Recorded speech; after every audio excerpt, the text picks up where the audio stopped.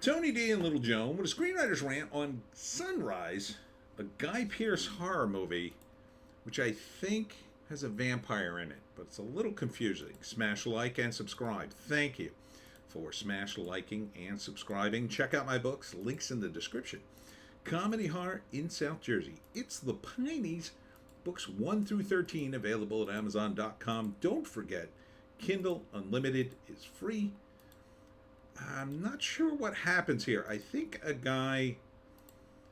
he's tied to a tree and then gets bitten by a vampire who feeds on him and then becomes a vampire.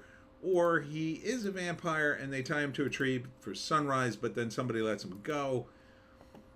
And then he's kind of the good guy. It's like the vampire is the good guy, and then these people in the town are kind of like Christian zealots, and I don't know, I think they're racist against a group of people, but it's kind of hard to tell. It's not a very coherent narrative in the trailer.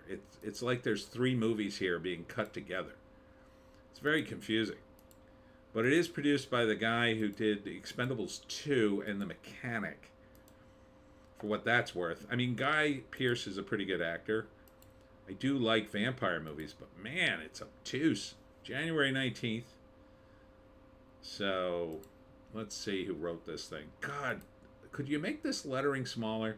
Screenplay by Ronan Blaney and directed by Andrew Baird.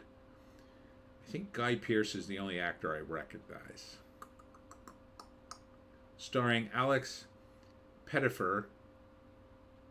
He I think is the vampire character, with Crystal Yu, William Gadd, Kurt Yeager, Owen Fury, and Guy Pearce. So it's like the rest of the cast are not in the movie as much as Alex. I guess I don't know why you can't just like kind of explain the movie a little bit. They also call the bad character. Oh, maybe he's the deputy, and it's because of them he becomes a vampire. I guess he goes to arrest him, and then they tie him to a tree, and then it's years later, and he's still roaming the countryside as a vampire. Maybe, not sure.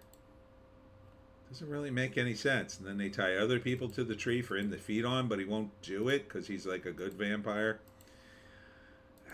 I don't know. Guy Pearce certainly seems to be chewing up the scenery. I don't mean that in a negative way, but it does seem to take place in 2 different time periods. There's Guy Pearce with a nice beard and Guy Pearce with a crazy beard. So I think it's 2 different time periods. And I think this is Guy Pearce's crazy mother. So I think it's a vampire movie. But it's kind of hard to tell. So this is Guy Pearce later, I think. So if I had to guess, so first act, the deputy confronts Guy Pearce and his mother at a restaurant, and they get into it, and maybe they get arrested, and then they turn the tables on the deputy and like knock him out. Maybe the sheriff's involved, and they tie him to a tree, and some vampire creature bites him, but he gets away and becomes a vampire, let's say. Second act, he returns. By this time, there's something in the IMDb write-up about his, avenging his family or something, and so he comes back because his family's dead, and then I guess he's going to get revenge on the people who wronged him and turned him into a creature of the night. And at the same time, he's helping another family that Guy Pearce and his mother are attacking. And so he uses his vampire powers to kill him, or tries to, and then Guy Pearce burns down half the woods in the climactic scenes, and he saves the family, but he is a creature of the night, and either he dies sacrificing himself to save the family, or he survives and kills everybody, but he must move on and continue to walk the earth as a vampire. look, if you got a vampire movie, tell us you have a vampire movie. We like vampires. I get it, you know, you're trying to do something different and give it a different take or whatever, but just say vampire. Just say it. Just say a cool vampire movie from Baird and Guy Pearce. Just say it. Let's see if there's a write-up here. Oh, thank God. When an ex-cop named Fallon returns to the scene of a horrific crime, the residents of a rural town soon discover that this dark visitor is really a vampire. Okay. Who feeds on blood and fear. After he is befriended by a kind immigrant family, the instinctive killer is faced with a choice between revenge and redemption. Okay. Yeah, that could kind of work, I guess. So, I think I got it. I think I nailed it. So, the immigrant family is the people he tries to save. It seems weird that someone bent on revenge would suddenly bond with a random group of strangers, but you can make it work. But I kind of see the messaging underlying this. And it's the same old stuff, you know. Southern preacher bad and immigrants good. That's, you know, Hollywood, God forbid you flip the script once in a while. God forbid you just do something different. You know, it's not about, oh, you know, that's the culture and blah, blah, blah. It's about surprising people. If you pull the same damn tricks every single time, if you rely on the same damn tropes, you get a more boring story. Like, you know, you could mix it up, is all I'm saying. But I do like Guy Pearce. He's a pretty good actor. The rest of the cast seems fine. So, yeah, it could work, I suppose. I don't know. I think a stronger move would have been that the immigrant family really fears him because he's a vampire and they're from a more old school world that probably have a different word for vampires, but you know, they know, oh man, you don't mess with vampires, and they kind of keep him at arm's length or whatever. But then maybe he helps them anyway because he sees something in them that reminds him of his humanity. I mean, you can make it work. Guy Pearce with a knife, apparently. He couldn't afford a gun in this movie. I don't know. It looks good. I do like vampire movies, but I'm not liking this trailer. I just don't like the cut of it. It's too confusing, too obtuse. Tell us, why is he in a giant warehouse too? Seems weird. He's in a giant warehouse. What's that all about? It's not enough details here for me to go, yeah, vampire movie. Give us the meat and potatoes of this. Like, that synopsis kind of saves you.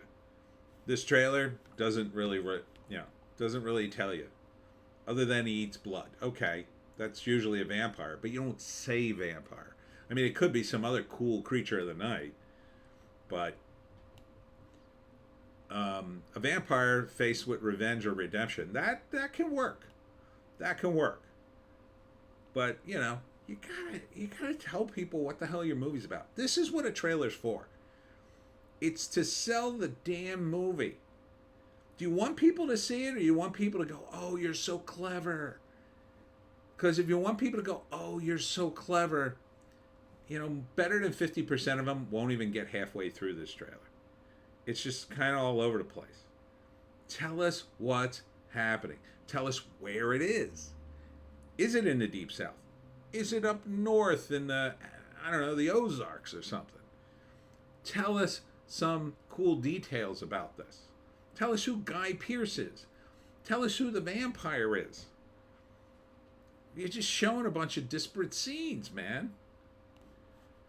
They tell some of the story, but not all of it. Who are these immigrants to the vampire, to Guy Pearce? Just tell us some of the details here, man. I'm begging you.